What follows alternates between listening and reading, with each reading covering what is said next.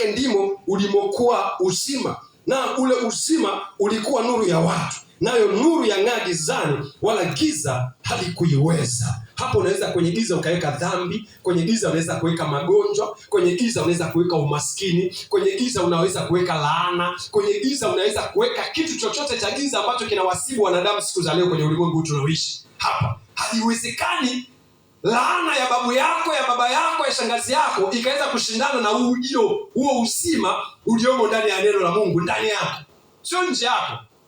Unajua maandiko hayana nguvu kama hayapo ndani ya moyo wa mtu. Hii hapa ni maandiko, lakini yanapoingia ndani yako yanageuka na kuwa roho, uzima. Kwa sababu na figo yako imekaa vibaya, inaanza kuponya.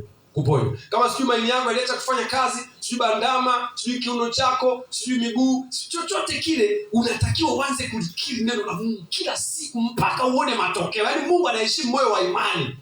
Haheshimu tu machozi, kilio chako, sijui bla bla za. Mungu anaangalia unaliaminije neno. Ndio maana tumesoma Mithali 16:20. Kwamba alitafakarie neno atapata mema.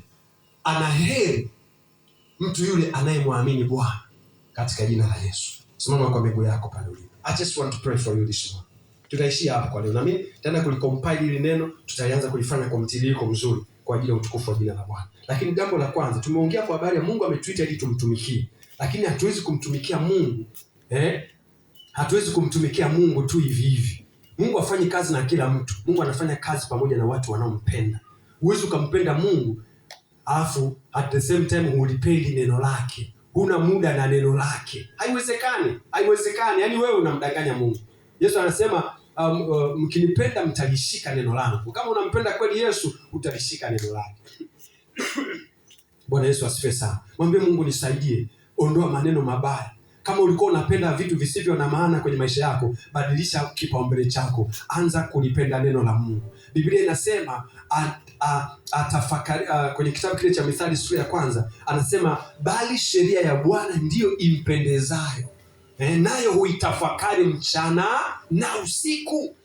Hapo ndipo utakapokuwa kama mti uliopandwa kando kando ya vijito vya maji. Hiyo ni principle moja wapo ya kufanikiwa, kulipenda neno la Mungu. Hauwezi kufeli mtumishi, hauwezi kurudi chini. Mimi naamini mimi hapa, hautakaa ufeli ukilipenda neno. Yaani tu neno la Mungu linampa mtu akili tu za kawaida hata za darasani.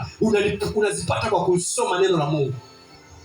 Bwana Yesu asifiwe sana. Kwa sababu moja kitu kazi shetani alifanya kwenye maisha yetu tulipotenda dhambi, aliharibu uwezo wetu wa kufikiri, kutafakari na kuelewa. Lakini unapoanza kulirudisha neno la Mungu kwenye moyo wako, linaanza kuzivunja na kuziharibu kazi zote za ibilisi kwenye maisha yetu. Kama kwenye familia yenu hakujawahi kutokea mtu aliyesoma, hakujawahi kutokea mtu yote mwenye maana, hakujawahi kutokea mtu yote aliyefanya mambo makubwa, utakapolichukua neno la Mungu kwenye maisha yako, uwe na uhakika wewe ndio utaenda kuvunja historia kwa jina la Yesu Kristo wa Nazareti aliye hai. Inua mikono yako juu kwa Bwana. I just want to pray for you this morning.